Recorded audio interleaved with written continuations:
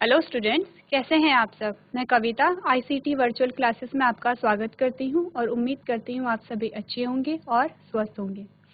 Class previous जब हमने lecture देखा था तो उसमें हमने चैप्टर नंबर 10 को कवर कर लिया था। सारे ही टॉपिक हमने पढ़ लिए थे, जिसमें आपने देखा था जो माइक्रोब्स होते हैं किस प्रकार से हमारी सहायता करते हैं अलग अलग फील्ड में। जो भी अलग अलग जो उत्पाद हो रहा है, जो भी प्रोडक्शन है, उसमें किस प्रकार से जो माइक्रोब्स है उनका योगदान है। तो आज हम इस चैप्टर से रिलेटेड क्वेश्चन आंसर्स को प्रैक्टिस करेंगे। तो आइए चलते हैं स्मार्ट बोर्ड की तरफ। तो क्लास प्रीवियस लेक्चर में जो हमने देखा था माइक्रोब्स इन ह्यूमन वेलफेयर, इस चैप्टर के हमने जितने भी टॉपिक देखे थे हमने कवर किए थे।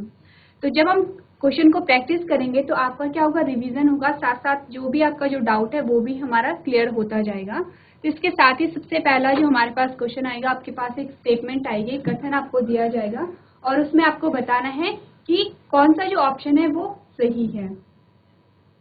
इसमें सबसे पहला जो क्वेश्चन आपके पास आता है वो आता है bacillus thuringiensis is used to control. आपको एक बैक्टीरिया का नाम दिया गया है जिसमें आपको बताना है कि क्या कंट्रोल करने के लिए ये यूज किया जाता है। सबसे पहला आपके पास जो ऑप्शन है वो है फंगल पैथोजन, सेकेंड है निमेटोड्स है, थर्ड है बैक्टीरियल पैथोजेंस है और लास्ट है इंसेक्ट पेस्ट है। आपने क्या करना है, जो स्टेटमेंट है वो नोट करनी है, ऑप्शन को नोट करना है और अपने सही आंसर को टिक करना है।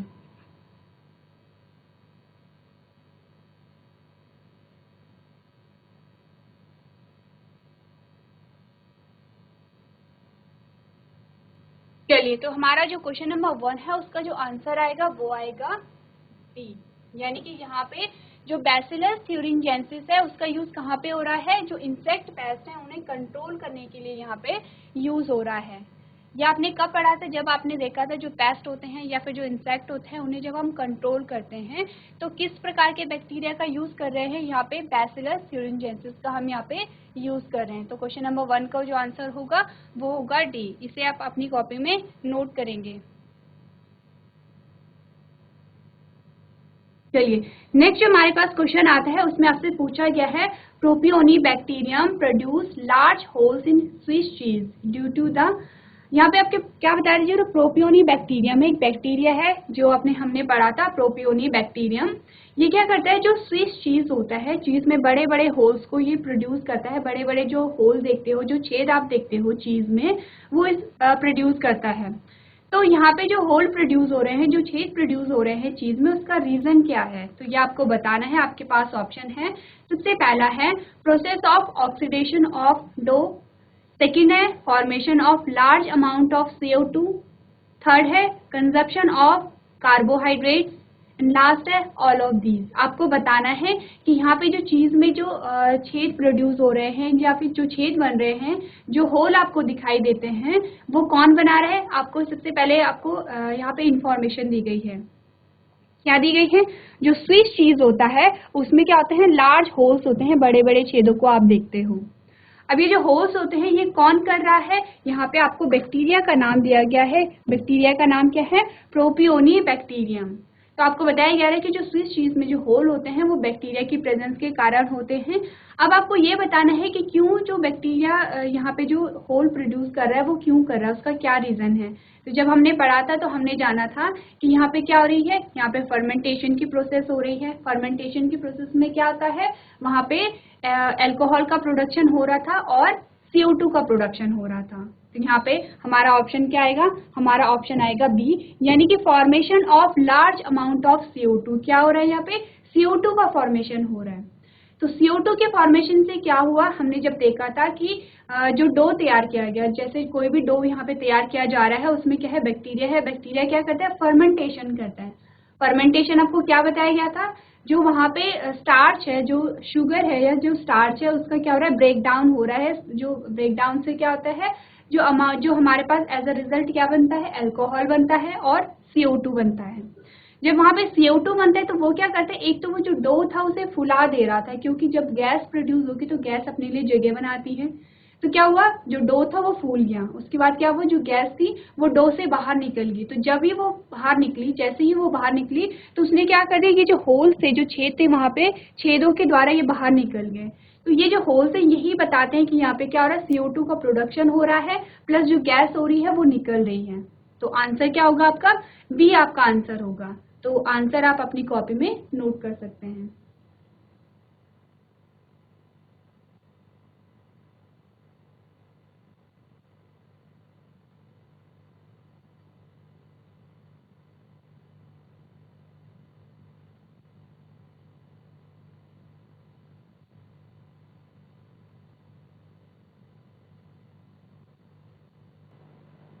चलिए, इसके बाद जो नेक्स्ट हमारे पास क्वेश्चन आता है वो है क्वेश्चन नंबर 3 और इसमें आपसे पूछा गया है the primary treatment of waste water involves the removal of. क्या पूछा गया है यहाँ पे? जो वेस्ट वाटर का ट्रीटमेंट से रिलेटेड आपको क्वेश्चन पूछा गया है, जिसमें आपने सीवेज ट्रीटमेंट पढ़ा था। तो सीवेज ट्रीटमेंट जब हमने पढ़ा था तो हमने देखा था इस ट्रीटमेंट में दो जो स्टेप है हमारे पास आए हैं। पहला आता है प्राइमरी यानी कि प्राथमिक, सेकंड आता है सेकेंडरी यानी कि द्वितीय। जो पहले प्राथमिक उपचार किया जाता है पानी का, फिर क्या होता है द्वितीय उपचार किया जाता है। तो प्राइमरी जो ट्रीटमेंट किया जा रहा है उसमें हम क्या कर रहे हैं, यानी प्राइमरी ट्रीटमेंट क्यों हम यहाँ पे कर रहे हैं, तो ये आपको बताना है। आपके पास ऑप्शन है कि जो प्राइमरी ट्रीटमेंट है इसमें हम क्या चीजें रिमूव करते हैं, क्या चीजें हटाते हैं। तो सबसे पहला आएगा डिजॉल्व इम्प्योरिटीज, सेकेंड आएगा स्टेबल पार्टिकल्स, थर्ड आएगा टॉक्सिक सब्सटेंस और लास्ट आएगा हार्मफुल बैक्टीरिया। अब आपको बताना है कि इनमें से कौन सी चीज है जो प्राइमरी ट्रीटमेंट के द्वारा हम पानी से रिमूव करते हैं यानी कि पानी से हटाते हैं। तो आपने क्या करना है, स्टेटमेंट नोट करनी है, ऑप्शन को नोट करना है और अपने आंसर को टिक करना है। जब मैं आपको आंसर बताऊंगी तो आप अपने आंसर को मैच करेंगे। साथ ही आप देखेंगे कि जितने भी हम क्वेश्चन को प्रैक्टिस करेंगे आप देखेंगे आपके जो आंसर है कितने आपके आंसर सही हुए हैं और कितने आपके आंसर गलत हुए हैं।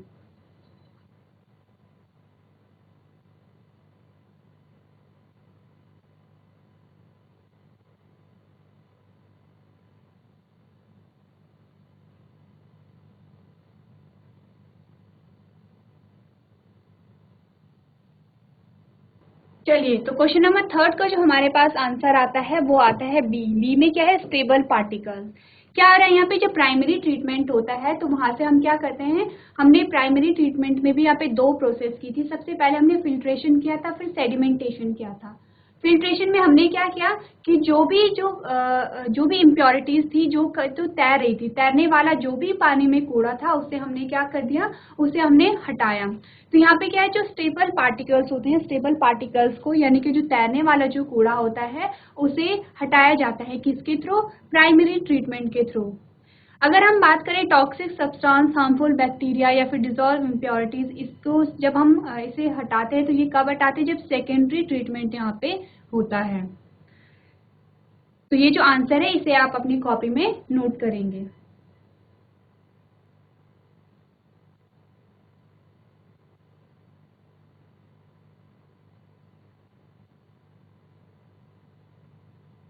चलिए, नेक्स्ट जो हमारे पास क्वेश्चन आता है उसमें आपसे पूछा गया है, यह है क्वेश्चन नंबर 4 और इसमें आपसे पूछा गया है which one of the following is not nitrogen fixing organism.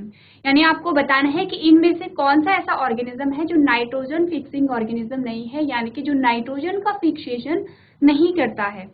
आपके पास ऑप्शन में आए हैं एनाबीना, सेकेंड है नोस्टॉक, थर्ड है एजोटोबैक्टर और लास्ट है स्यूडोमोनास। आप अपने आंसर को यहाँ पे टिक करेंगे कि कौन सा जो आंसर है आपके अकॉर्डिंग सही होता है। उसके बाद जब मैं आपको आंसर बताऊंगी तो आप मैच करेंगे आपका आंसर सही है या फिर गलत है।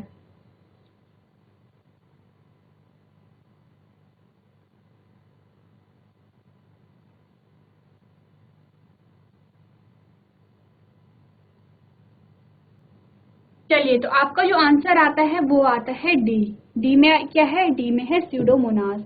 जब हमने पढ़ा था नाइट्रोजन फिक्सिंग ऑर्गेनिज्म के बारे में तो एनाबीना का नाम भी हमने देखा था, नोस्टॉक का हमने नाम देखा था, एजोटोबैक्टर का भी हमने नाम देखा था। यहाँ पे जो स्यूडोमोनास है इसकी बात हमने नहीं की थी जब हम नाइट्रोजन फिक्सिंग ऑर्गेनिज्म के बारे में पढ़ रहे थे। तो क्वेश्चन नंबर जो 4 का जो आंसर हमारे पास आया वो आया डी, यानी कि जो स्यूडोमोनास होता है वो नाइट्रोजन फिक्सिंग ऑर्गेनिज्म नहीं है। आप अपना आंसर अपनी कॉपी में नोट करेंगे।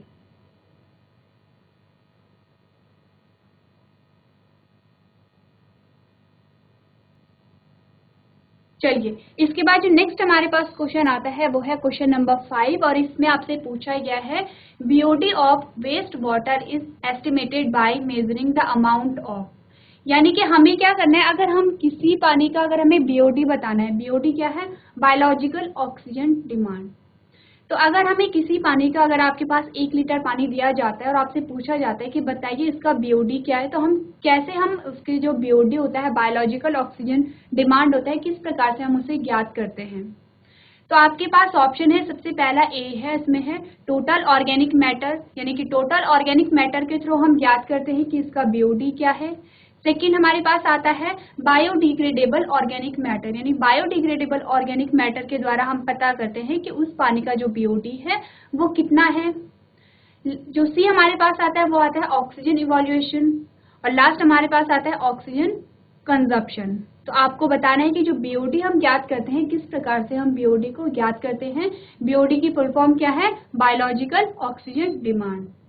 तो आप क्या करेंगे, आपने स्टेटमेंट को नोट करना है, अपने जो यहाँ पे आपके पास ऑप्शन दिए गए हैं उन्हें नोट करना है और सही आंसर को आपने टिक करना है।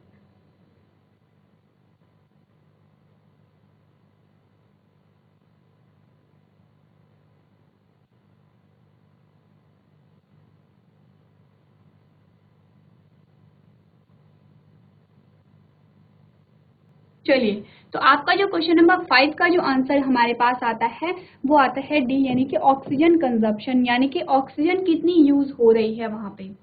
बीओडी को जब मैंने आपको बताया था, तो बीओडी क्या होता है, बीओडी यानी बायोलॉजिकल ऑक्सीजन डिमांड।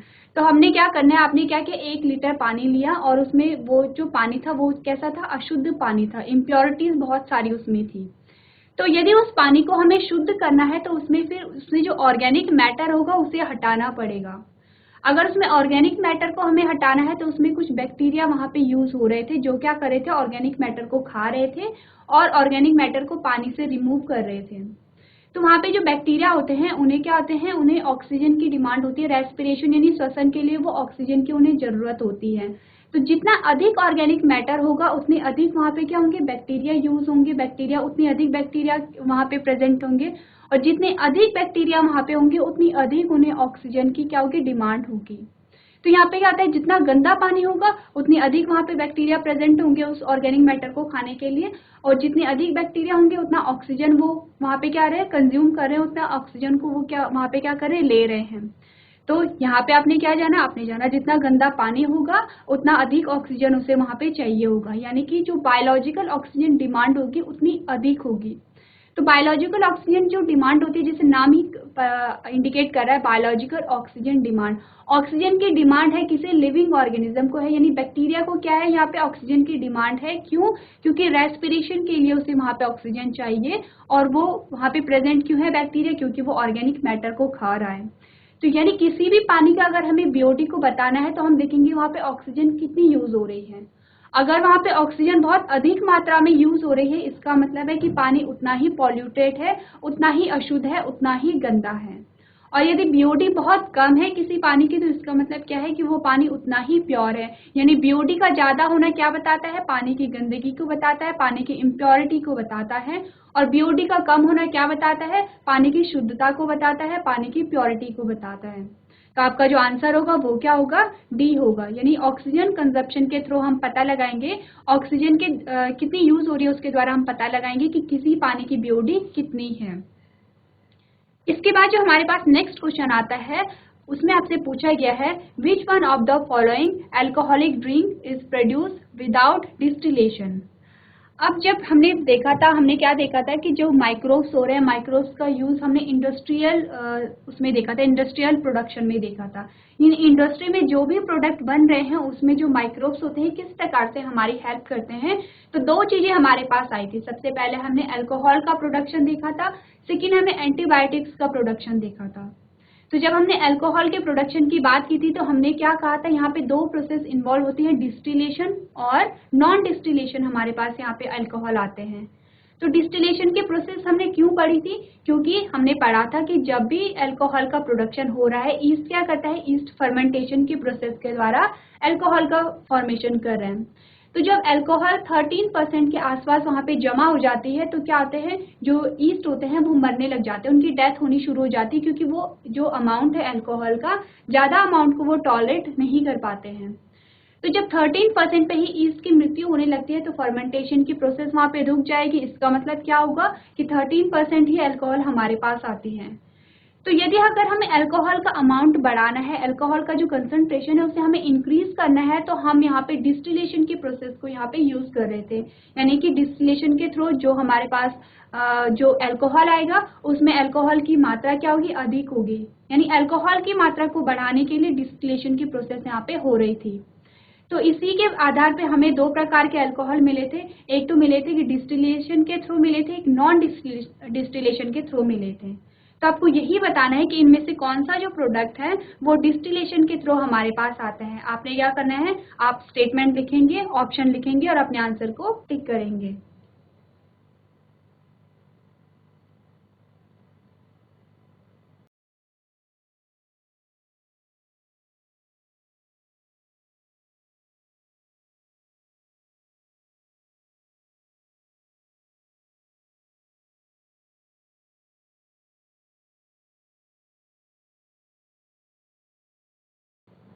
चलिए, तो क्वेश्चन नंबर 6 में आपके पास ऑप्शन क्या क्या हैं? आपके पास वाइन है, विस्की है, रम है और ब्रांडी है। आपको बताना है कि इनमें से जो कौन सा जो प्रोडक्ट है वो डिस्टिलेशन के थ्रू प्राप्त होता है। तो आपका जो आंसर आया वो क्या आया, ए यानी कि वाइन। वाइन कैसे हमें प्राप्त होता है? डिस्टिलेशन की प्रोसेस के थ्रू हमें प्राप्त होता है। तो आप अपना आंसर अपनी कॉपी में नोट कर सकते हैं।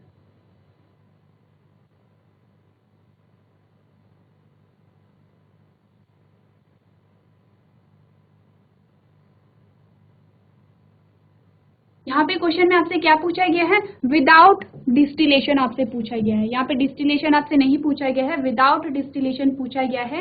यानी कि जो डिस्टिलेशन के बिना जो हमारे पास जो अल्कोहल आई है वो आई है वाइन।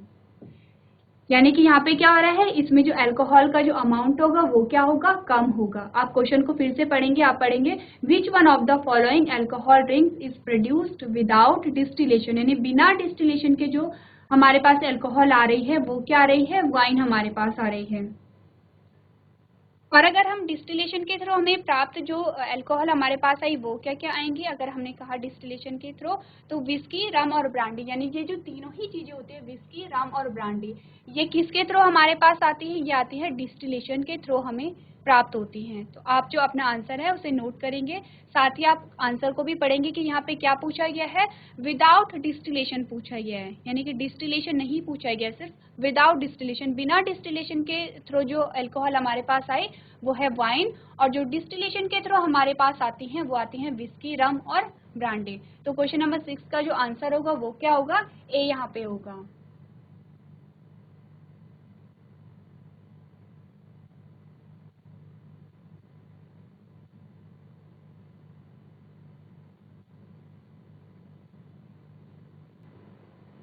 चलिए, इसके बाद जो नेक्स्ट हमारे पास क्वेश्चन आता है वो है क्वेश्चन नंबर 7, और इसमें आपसे पूछा गया है the residue left after methane production from cattle Dang is. तो आपसे क्या पूछा गया है कि जब मीथेन का प्रोडक्शन हुआ था कैटल डंग से, यानी कि आपने गाय के गोबर से जब मीथेन का प्रोडक्शन किया था, उसके बाद जो रेजिड्यू बचा था, जो लास्ट में हमारे पास बचा था, उसका क्या किया जाता है? तो आपके पास ऑप्शन में बताया गया है, सबसे पहला है बर्न, यानी कि आप जला देते हैं। सेकेंड है कि बर्न इन लैंडफिल। सी है यूज्ड एज मैन्योर, और लास्ट है यूज्ड इन सिविल कंस्ट्रक्शन। तो आपको बताना है कि जब भी मीथेन का यहाँ पे प्रोडक्शन हो रहा था तो जो बचा, जो लास्ट में जो हमारे पास बचा था रेजिड्यू, उसे हम किस प्रकार से यूज कर रहे थे। और मीथेन का प्रोडक्शन कैसे हो रहा है, यहाँ पे कैटल के डंग से हो रहा है। जब आपको स्टेटमेंट दी गई है, जो कथन दिया गया है, हर एक कथन में आपको कुछ ना कुछ इन्फॉर्मेशन दी जा रही है। इस कथन में आपको क्या बताया जा रहा है कि जो मीथेन का जो प्रोडक्शन हो रहा है वो कैटल डंग से हो रहा है, यानी गाय के गोबर से यहाँ पे क्या हो रहा है, मीथेन का प्रोडक्शन हो रहा है। तो आपने स्टेटमेंट को नोट करना है और ऑप्शन को लिखना है और अपने आंसर को यहाँ पे टिक करना है।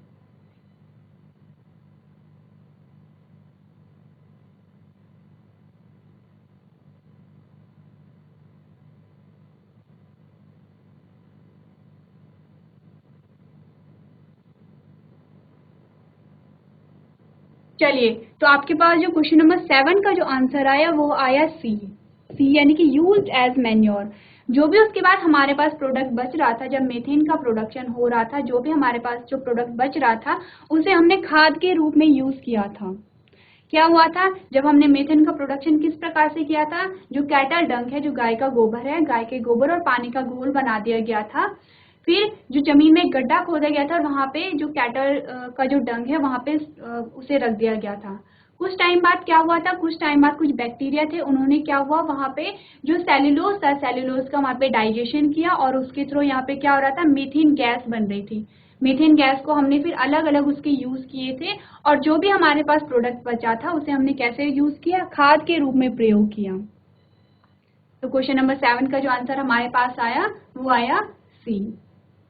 इसके बाद नेक्स्ट जो हमारे पास क्वेश्चन आता है उसमें आपसे पूछा गया है methanogens growing anaerobically on cellulose material produce, यानी कि ये क्या है, मेथेनोजेंस है, कुछ बैक्टीरिया है, कहाँ पे कैसे ग्रो करते हैं, एनारोबिकली ग्रो करते हैं और कहाँ पे करते हैं, सेल्यूलोज में।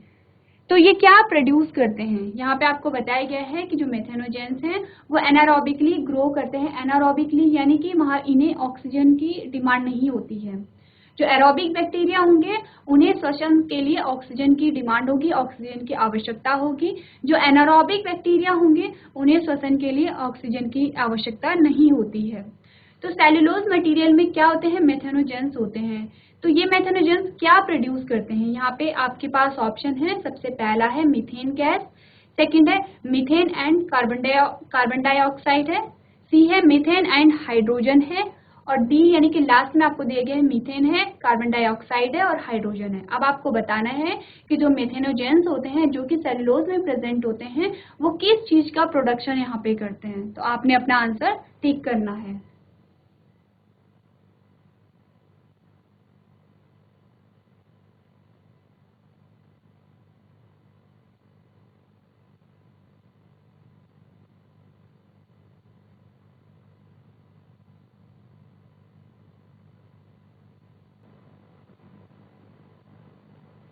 चलिए, तो हमारे पास जो आंसर है, तो सबसे पहले हम क्या देखेंगे, हम ऑप्शन को देखेंगे। उससे पहले हम देखेंगे कि यहाँ पे जो मेथेनोजेंस थे वो सेल्यूलोज में प्रेजेंट थे। तो ये जो प्रोसेस हो रही थी ये कहाँ पे हो रही थी, यहाँ पे अगर आप ऊपर के क्वेश्चन को देखेंगे तो हमने यहाँ पे क्या देखा, जब हमने काव डंग को के घोल को गड्ढे में रख दिया था तो वहाँ पे क्या थे, मेथेनोजेंस प्रेजेंट थे। कहाँ पे प्रेजेंट होते हैं ये जो मेथेनोजेंस होते हैं, जो काव होती है यानी गाय होता है, गाय के क्या होते हैं, डाइजेस्टिव ट्रैक में प्रेजेंट होते हैं। तो मेथेनोजेंस का जो काम होता है, जो इनका इंपॉर्टेंट जो फंक्शन है वो क्या है, ये सेल्यूलोज का डाइजेशन करते हैं, यानी कि सेल्यूलोज का पाचन करते हैं। तो जब भी गाय घास खाती है तो उसमें क्या होता है, सेल्यूलोज प्रेजेंट होता है। तो सेल्यूलोज का जो डाइजेशन होता है वो मेथेनोजेन करते हैं। तो जब भी गाय के डाइजेस्टिव ट्रैक में सेल्यूलोज का पूरा पाचन नहीं होता है, पूरा डाइजेशन यहाँ पे नहीं हो रहा है, तो जो कैटल का जो डंक होता है यानी कि जो गाय का जो गोबर होता है उसमें क्या होता है, अपाचित सेल्यूलोज भी होता है, यानी जिस सेल्यूलोज का आधा पाचन हुआ है वो भी प्रेजेंट होता है और मिथेनोजेन बैक्टीरिया भी प्रेजेंट होते हैं, दोनों ही यहाँ पे प्रेजेंट होंगे। तो फिर क्या होता है, जब हमने जो गाय का जो गोबर था उसे पानी के साथ मिक्स किया और जो जमीन के नीचे गड्ढे में रख दिया, तो जो मेथेनोजेंस थे उन्होंने क्या किया, सेल्यूलोज का पाचन यहाँ पे करना शुरू कर दिया। जब सेल्यूलोज का ये पाचन करते हैं तो कुछ गैसें यहाँ से निकलती हैं। तो सबसे पहले हमने मीथेन गैस के बारे में पढ़ा था कि क्या होता है कि गाय के गोबर से मीथेन गैस बन रही है। तो ऑप्शन नंबर ए भी सही है। सेकंड में हमारे पास आया मीथेन एंड कार्बन डाइऑक्साइड। तो हमने क्या देखा था कि यहाँ पे कार्बन डाइऑक्साइड का भी फॉर्मेशन हो रहा है, तो ऑप्शन नंबर बी भी सही है। थर्ड हमने देखा मीथेन एंड हाइड्रोजन। अब यहाँ पे क्या हो रहा है, मीथेन का भी प्रोडक्शन हो रहा है, हाइड्रोजन का भी प्रोडक्शन हो रहा है, बट यहाँ पे क्या है, CO2 नहीं है, यानी कार्बन डाइऑक्साइड नहीं है। तो यहाँ पे तीनों ही गैसेस का फॉर्मेशन हो रहा है और वो तीनों ही गैसेस कहाँ पे हैं, ऑप्शन नंबर डी में है। ऑप्शन नंबर डी में आपको मीथेन भी दिख रही है, कार्बन डाइऑक्साइड भी दिख रही है और हाइड्रोजन भी दिख रही है, यानी तीनों ही गैसेस का यहाँ पे क्या हो रहा है, फॉर्मेशन हो रहा है। अब ये स्टेटमेंट आपको क्या बता रही है, ये स्टेटमेंट आपको बता रही है कि बायोगैस का फॉर्मेशन किस प्रकार से हो रहा है। बायोगैस कौन कौन सी होती है, मैंने आपको बताया था बायोगैस में तीनों ही गैसेस आएंगे, मीथेन भी आएगा, CO2 भी आएगा और हाइड्रोजन भी आएगा, तीनों ही गैसें आएंगी। और इन गैसेस का फॉर्मेशन कैसे हो रहा है, गाय के गोबर से हो रहा है और किन बैक्टीरिया की हेल्प से हो रहा है, मेथेनोजेंस जो बैक्टीरिया हैं उनकी हेल्प के थ्रू हो रहा है। साथ ही आपको क्या याद रखना है, जो मेथेनोजेंस होते हैं वो कैसे होते हैं, एनारोबिक होते हैं। एनारोबिक यानी उन्हें अपने सांस लेने के लिए श्वसन में ऑक्सीजन की यहाँ पे जरूरत नहीं होती है। तो और साथ ही आपको ये भी याद रखना है कि जो मेथेनोजेंस होते हैं वो कैसे जो इन गैसेस का फॉर्मेशन कर रहे हैं, सेल्यूलोज के पाचन के थ्रू यहाँ पे क्या हो रहा है, बायोगैस का फॉर्मेशन हो रहा है। बायोगैस में कौन कौन सी आती हैं, मीथेन, CO2 और हाइड्रोजन आते हैं। तो आप अपने आंसर को अपनी कॉपी में नोट करेंगे।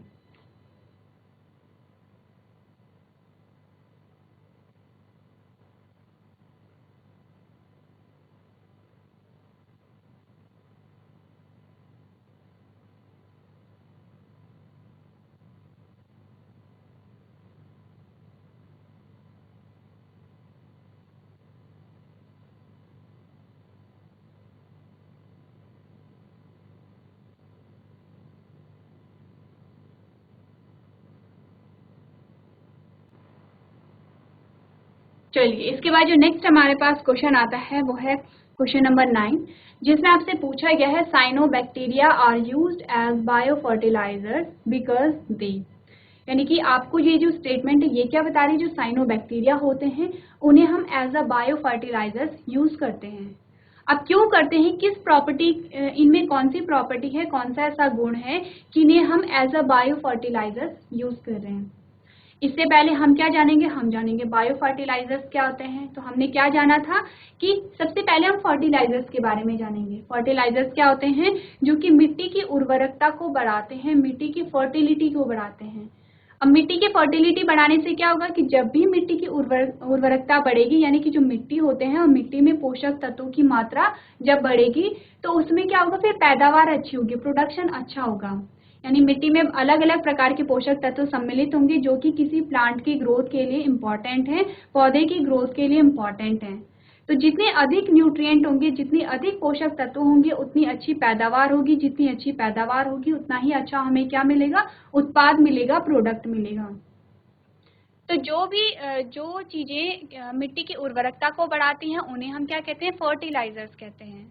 फर्टिलाइजर्स के दो प्रकार हमने देखे थे, नॉर्मल फर्टिलाइजर्स देखे थे और बायो फर्टिलाइजर्स देखे थे। नॉर्मल फर्टिलाइजर्स में हमने क्या बात की थी, हमने नाइट्रोजन को देखा था, पोटेशियम को देखा था, फास्फोरस को देखा था। ये क्या होते हैं, नॉर्मल फर्टिलाइजर्स हैं जो क्या करते हैं, मिट्टी की फर्टिलिटी को बढ़ाते हैं, मिट्टी की उर्वरकता को बढ़ाते हैं। अब मिट्टी की उर्वरकता अगर बढ़ेगी तो क्या होगा, उत्पादन क्षमता बढ़ेगी। आपको ये याद रखना है कि उर्वरकता से क्या मतलब है यहाँ पे, कि जो प्रोडक्शन हो रहा है, जो उत्पादन क्षमता है, मिट्टी की उत्पादन क्षमता में वृद्धि होगी। तो नॉर्मल फर्टिलाइजर्स में हमने नाइट्रोजन को देखा, फास्फोरस को देखा और पोटेशियम को देखा।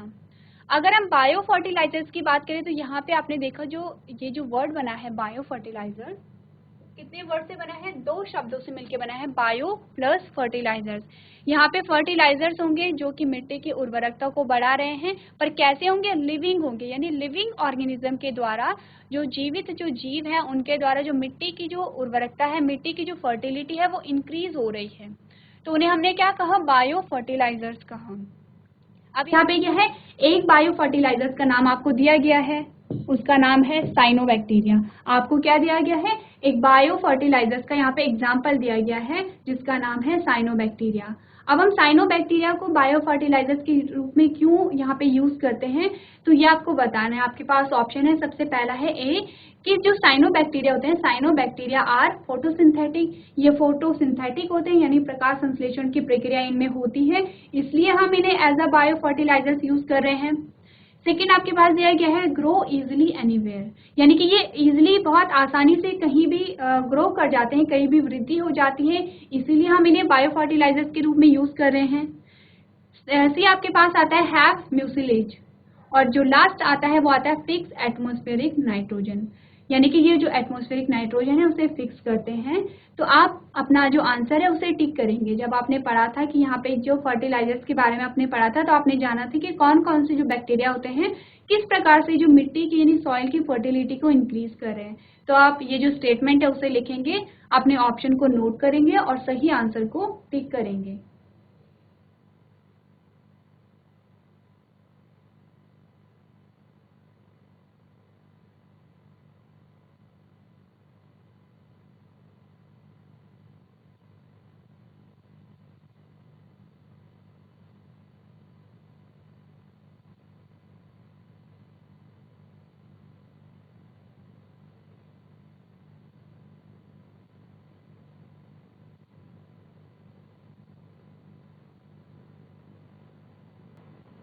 चलिए, तो हमारे पास जो आंसर आता है वो आता है डी। डी में क्या आपको बताया गया है, फिक्स एटमॉस्फेरिक नाइट्रोजन, यानी कि साइनोबैक्टीरिया क्या करते हैं, एटमॉस्फेरिक जो नाइट्रोजन होता है उसे फिक्स करते हैं। तो हमने क्या जाना था, जो पेड़ पौधे होते हैं, पेड़ पौधों के लिए जो नाइट्रोजन होता है बहुत इंपॉर्टेंट होता है, बहुत आवश्यक होता है। तो हमारे जो एटमॉस्फेयर में जो नाइट्रोजन होता है बहुत अधिक मात्रा में पाया जाता है, पर जो पौधे होते हैं वो इस नाइट्रोजन को यूज नहीं कर पाते हैं, यानी कि N2 की फॉर्म में इसे यूज नहीं कर पाते हैं। तो यहाँ पे क्या आता है कि जो नाइट्रोजन होता है, नाइट्रोजन को फिक्स किया जाता है, किसके द्वारा यहाँ पे किया जा रहा है, साइनोबैक्टीरिया के द्वारा यहाँ पे नाइट्रोजन को फिक्स किया जा रहा है। और नाइट्रोजन क्या कर रहा है, मिट्टी की उर्वरकता को बढ़ा रहा है। तो यहाँ पे साइनोबैक्टीरिया क्या कर रहा है, साइनोबैक्टीरिया डायरेक्टली मिट्टी की उर्वरकता को बढ़ा रहा है उसमें नाइट्रोजन को ऐड करके। और इसीलिए जो साइनोबैक्टीरिया है उसे हम कैसे यूज करते हैं, एज अ बायो फर्टिलाइजर हम उसे यहाँ पे यूज कर रहे हैं।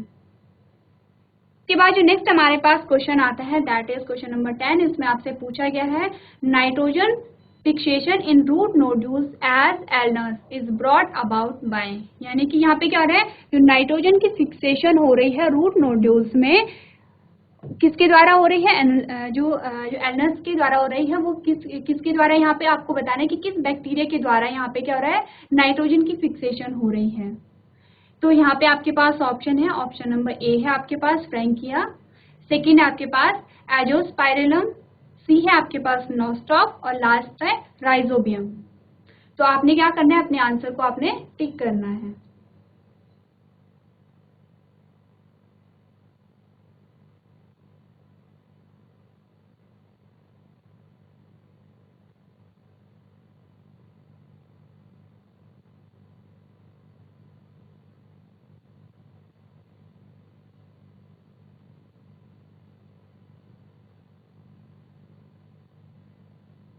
तो इसका जो आपके पास आंसर आया वो आया ए, यानी कि फ्रैंकिया। तो यहाँ पे क्या हो रहा है, जो एल्नस हो रहा है, एल्नस के जो रूट नोड्यूल्स हो रहे हैं, रूट नोड्यूल्स में नाइट्रोजन का फिक्सेशन हो रहा है, किसके द्वारा हो रहा है, फ्रैंकिया के द्वारा हो रहा है। तो क्वेश्चन नंबर 10 का हमारे पास क्या आंसर आया, हमारे पास आंसर आया ए, यानी कि फ्रैंकिया। आप अपने आंसर को अपनी कॉपी में नोट कर सकते हैं।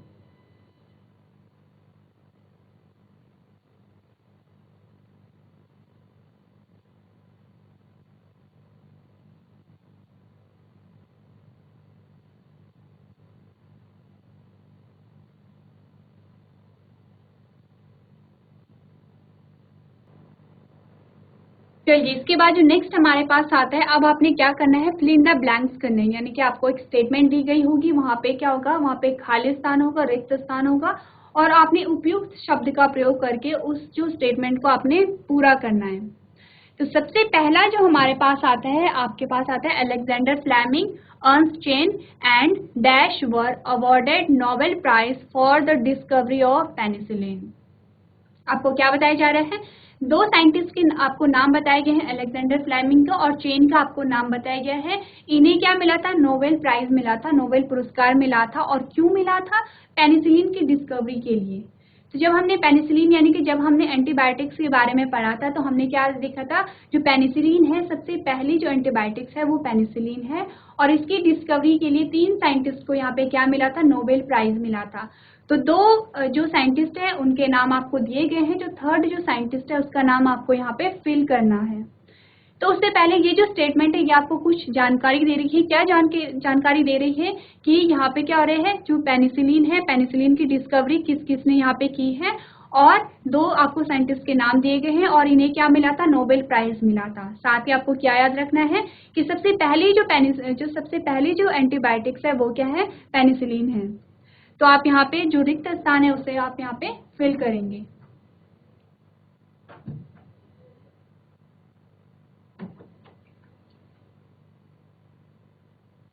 तो यहाँ पे जो थर्ड हमारे पास साइंटिस्ट का नाम आया है वो क्या आया है, हार्वर्ड फ्लोरे, यानी कि अलेक्जेंडर फ्लेमिंग, चेन और फ्लोरे तीनों को ही क्या मिला था, यहाँ पे नोबेल प्राइज मिला था पेनिसिलिन की डिस्कवरी के लिए।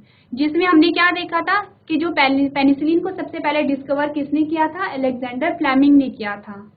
पर जो इसका जो फुल पोटेंशियल है, यानी कि पेनिसिलिन का जो पूरा जो यूज है वो किसने हमें बताया था, वो हमें बताया था चेन और फ्लोरे ने हमें बताया था। तो तीनों को ही क्या मिला था, यहाँ पे नोबेल प्राइज मिला था। इसके बाद जो सेकंड हमारे पास आता है उसमें आपसे पूछा गया है the enzyme dash are used in detergent formulation to remove oil stains, यानी कि आपको क्या बताया गया है, एक एंजाइम है जिसे हमने डिटर्जेंट में यूज किया था, जो ऑयल के जो पैचेस थे, जो ऑयल के जो धब्बे थे, उसे हटाने के लिए हमने एक एंजाइम का यूज किया था एक डिटर्जेंट में। तो आपको उस एंजाइम्स का यहाँ पे आपको नाम बताना है।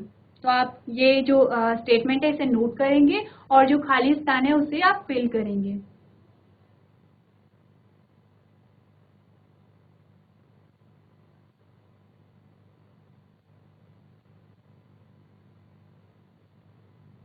तो यहाँ पे जो आपके पास आंसर आया है वो आया है लाइपेज। लाइपेज को हम कहाँ यूज करते हैं, हम डिटर्जेंट में यूज करते हैं। और लाइपेज क्या करता है, जो ऑयल के जो पैचेस होते हैं यानी फैट को तोड़ता है, ऑयल के पैचेस को क्या करता है, रिमूव करता है।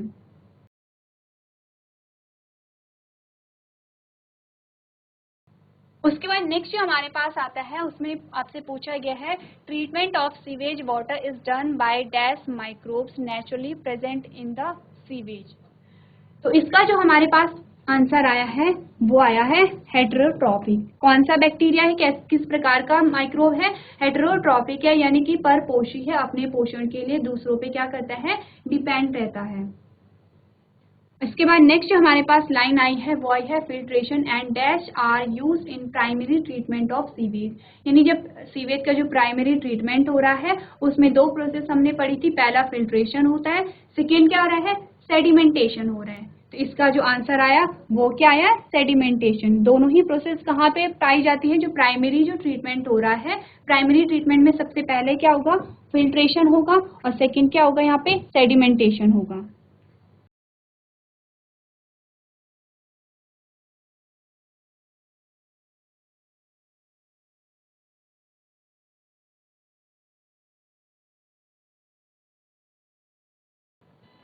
सो क्लास, आज हमने चैप्टर नंबर 10 के क्वेश्चन आंसर्स को प्रैक्टिस किया है। आई होप इन क्वेश्चन के माध्यम से जो भी आपका डाउट होगा वो क्लियर हो गया होगा, साथ ही हमारा यहाँ पे क्या हो रहा है, रिवीजन भी हो रहा है।